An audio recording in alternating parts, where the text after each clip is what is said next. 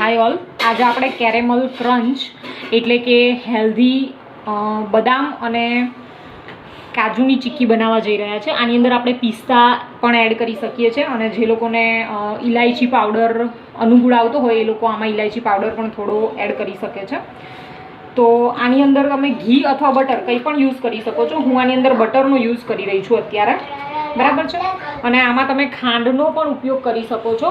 અને મેં અહીંયા થોડો પાવડર કરી લીધો છે જેથી કરીને ઝડપથી બની જશે.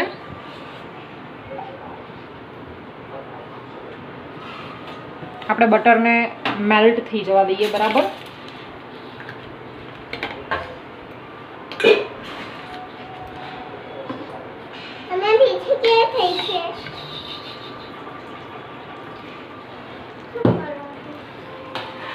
બટર જ્યાં સુધી મેલ્ટ થાય છે ત્યાં સુધી આપણે એક વાસણને ગ્રીસ કરી લઈએ.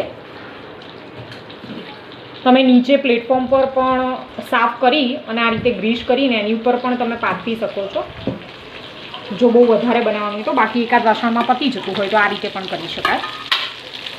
ઓકે, તો આપણું બટર મેલ્ટ થઈ ગયું છે. હવે આપણે એમાં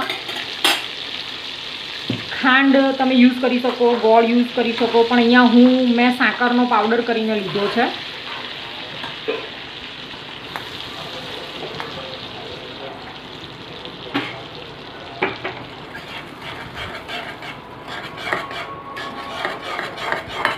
આની બરાબર સરસ ચાસણી થવા દેવાની છે. જો તમે કદાચ ખાંડ પણ લેશો ને તો પણ એને મેલ્ટ થતાં કંઈ બહુ વાર નહીં લાગે, ખૂબ જ ઝડપથી એ પણ થઈ જશે.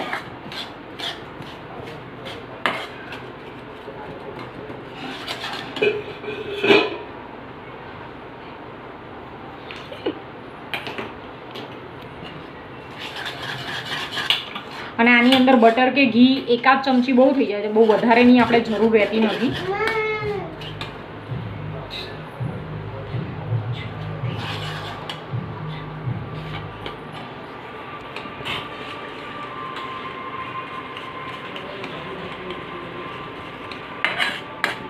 પાંચેક મિનિટમાં આપણી ચાસણી રેડી થઈ જશે. અને ચાસણીને આપણે એકદમ સરસ બનાવવાની છે. કેવી રીતે ચાસણી થઈ ગઈ છે એ પણ હું તમને બતાવીશ કે તમને ખ્યાલ આવશે કે આ રીતની ચાસણી જોઈશે.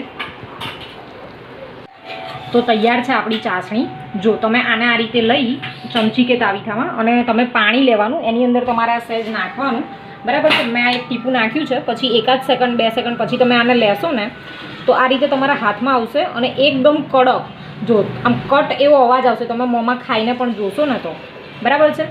ચોકલેટ જેવો, જે તમે પેલી ચોકલેટ ગોળી ખાતા હોવ છો ને એ રીતનો કટ કટ કટ અવાજ આવશે તમે લોકો ખાશો ને તો. એટલે થઈ ગયું છે, બરાબર છે. આ રીતે થઈ જાય પછી એમાં તમારે કાજુ બદામ પિસ્તા જે કંઈ પણ ડ્રાયફ્રૂટ તમારે એડ કરવું છે કરી દેવાનું છે.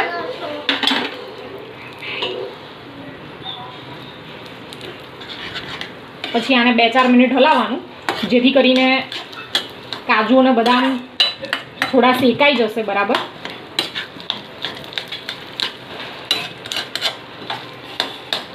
આની અંદર જો તમને અનુકૂળ આવે તો ઇલાયચી પાવડર નાખી શકો છો તમે.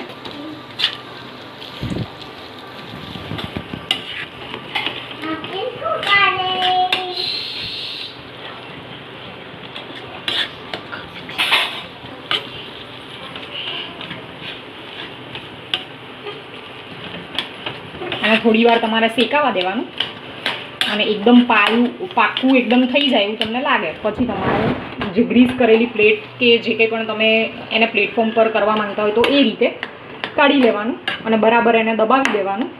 પછી કટ કરી લેવાનું. આને જનરલી લોકો જે આઈસ્ક્રીમ ને એવું બનાવતા હોય છે તો આના નાના પીસીસ કરીને એમાં પણ નાખતા હોય છે. આને આપણે જનરલી એમને પણ ખાઈ શકીએ. ખૂબ જ હેલ્ધી ગણાય છે. બાળકો જો એમને કાજુ બદામ કે એવું ના ખાતા હોય તો આ રીતે બનાવીને પણ તમે એમને આપી શકો છો અને આપણે લોકો પણ આને ખાઈ શકીએ છીએ અને ખાવામાં ખૂબ મજા આવે છે.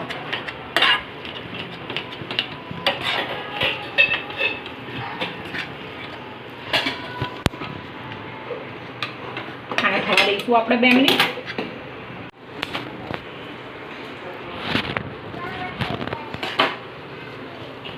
તો તૈયાર છે આપણી ડ્રાયફ્રૂટ ચીક્કી. હવે આપણે એને કાઢી લઈએ છીએ.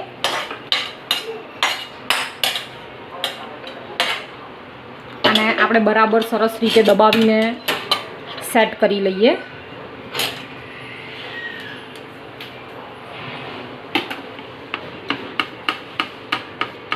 તમને જે રીતનું લેયર ગમે, જાડું પતલું, એ રીતે તમારે એને કરી લેવાનું છે. ગરમ હોય છે એટલે જરા જાળવીને તમારે આને, તમે વાડકી પણ લઈ શકો છો આના માટે.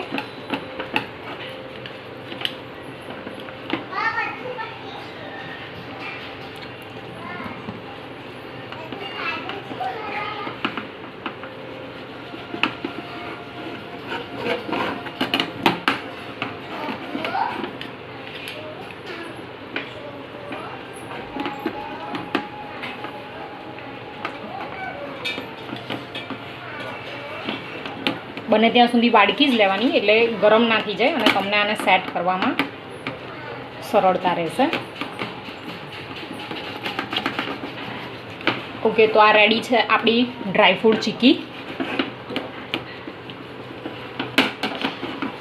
ખાવામાં ખૂબ જ સારી લાગે છે ટેસ્ટમાં, અને હેલ્ધી પણ છે. અને આને તમારે થોડું આ રીતે હોય ત્યારે જ કટ કરી લેવાનું છે, જેથી ઉખાડતી વખતે પછી પ્રોબ્લેમ ના થાય તમને. નાના નાના પીસીસ કરવા હોય તો નાના, જે તમને અનુકૂળ આવે. અને સૌથી મહત્ત્વની વસ્તુ છે કે આમાં તમે આખા ડ્રાયફ્રૂટ રાખીને પણ ચીકી બનાવી શકો છો. તો એકદમ ધારદાર ચપ્પુ લઈ અને તમારે આને આ રીતે કરવાનું છે. તો આ તમે જોઈ શકો છો આપણી ચીકી એકદમ રેડી થઈ ગઈ છે. અને નીચે આપણે ગ્રીસ કર્યું હતું એટલા માટે તરત જ ઉખડી પણ જશે. તો તૈયાર છે આપણી આ ચીકી સર્વ કરવા માટે. તમારે ધીમે રહીને આ રીતે એને આ કરવાનું છે તો નીકળી જશે. રાઈટ.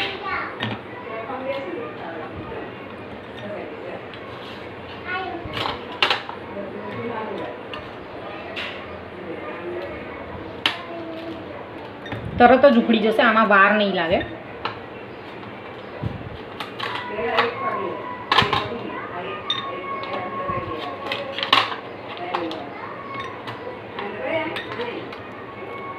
અને તમે જુઓ છો, હું તમને એક કટ કરીને પણ બતાવું કે કેટલી ક્રિસ્પી છે.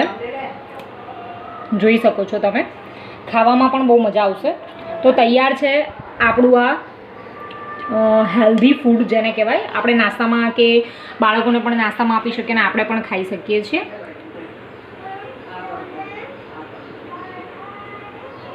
આખી ડીશ દેખાય.